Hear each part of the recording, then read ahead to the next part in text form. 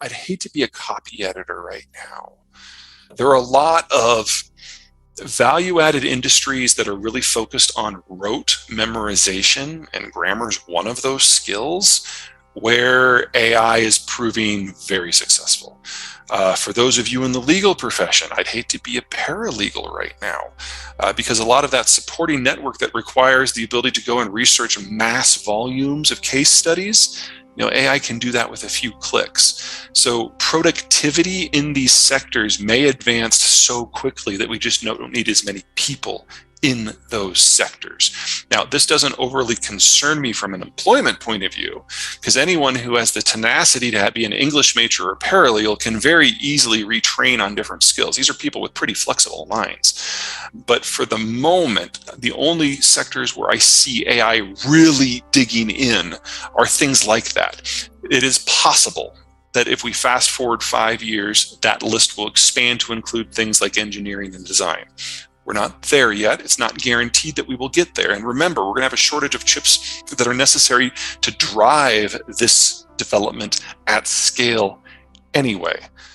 But people who do tax filings, this is probably something that is going to be heavily disrupted. People who are looking for accuracy in documents, same thing. I think the space that's going to be impacted the biggest, though, is political advertisements. Because let's be honest, those haven't exactly been fact forward until now. And you throw the speed of AI and its ability to speak to a person. One of the things that Karl Rove showed us is that if you have enough data on an individual voter, you can tailor conversations. So one of the things that Rove said to me when I met him a few years ago was, we now have 600 data points on most people in our database. We know, for example, what the race is, what side of the street they live in, what their purchasing patterns are. So the example he gave is like, what if you've got an African-American single mother of two who works 2 jobs, who lives on a south-facing apartment on the 3rd floor? You then look through your own network for another African-American mother of 2 who works 2 jobs, who also lives on a south-facing apartment on the 3rd floor, and you put them in touch so they can talk politics. AI can now do that in seconds across millions of potential voters. That changes the game a little bit, and it makes propaganda a lot more powerful. The Republican Party in the format that it existed in pre-Trump is not coming back. The populists that have pledged their loyalty to Trump are not pledging them to Republican values. They're pledging their loyalty to Trump personally. And it's become such a cult of personality that it doesn't matter what Trump does. They don't care who else is in the party. They don't care what he says or does or is caught doing or admits to. He is a lock. Now, one of the things that we saw is that he can't possibly win the general election.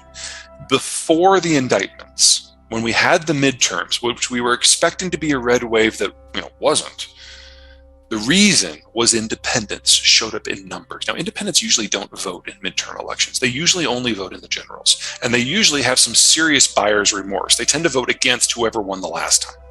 And if you polled the independents after the midterm vote, they, by very strong numbers, said that they personally found Biden's economic management of the country to be disastrous, especially for them personally.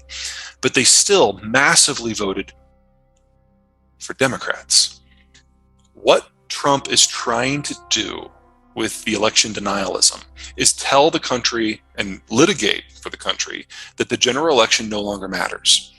Well, if you're an independent, that's the only place in the system that you matter. They don't vote in the primaries or the caucuses. They only vote in the general.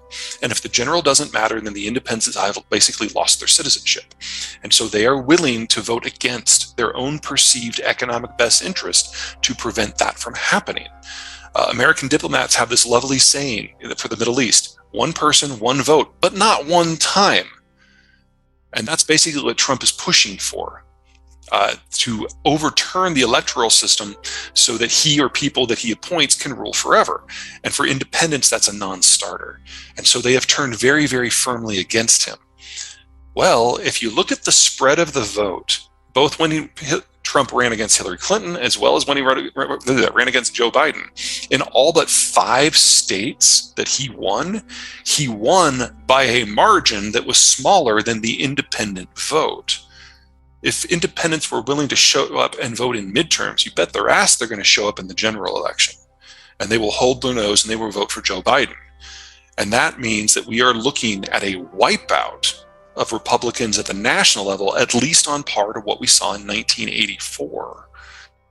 Of course, Trump will scream from the rooftops that it was all rigged, but independents don't buy it.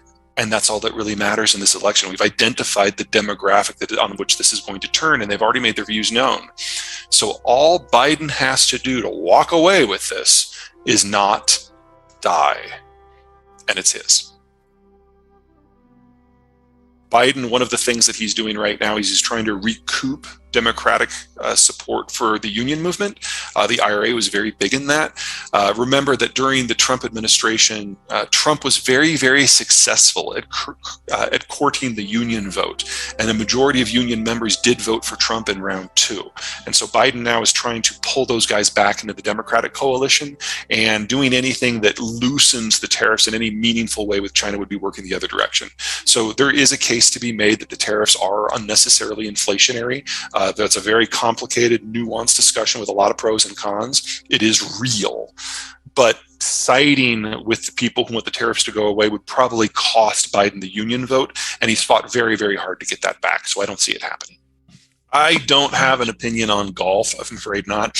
I can tell you that for the Saudis, everything is on the table right now. When you realize that the country that you thought was going to first fight for you like mercenaries isn't, then you have to call everything into question.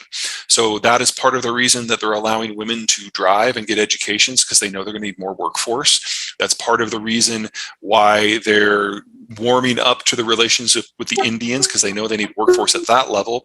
And that's one of the reasons they're accepting payment for some of their oil in yuan in order to build a more constructive relationship with the Chinese. They're searching for options. And right now, nothing really good is on the table to replace the U.S. Army. My general position has been that the Chinese will cease to exist before the Russians, because the Russians just are more durable culturally, and they're not dependent upon economic activity, growth, and global access in order to keep their systems running, whereas the Chinese are utterly dependent on those things. To this point, most of the conversation has been, what do the Chinese think about the Russians rather than the other way around? Because they saw what happened with Wagner and they were terrified. The Chinese are very clearly the biggest losers internationally from the Ukraine war, with the obvious exception of the Ukrainians themselves, because they're now getting most of their crude from the world's longest supply line that goes from the Baltic Sea around Portugal through Suez and by India and Vietnam and Taiwan before it gets to northern China. It's very disruptible. It's much worse than what they had pre-war. And they're afraid that if they lose the Russians, they'll also lose their, to be perfectly blunt, their useful idiot. Whenever the Chinese are thinking of doing something that might be a little risky, they always try to nudge the Russians to do it first to see how it goes, and then they adjust. They're not really thrilled with how the Ukraine war has gone, but they really don't want to lose their useful idiot.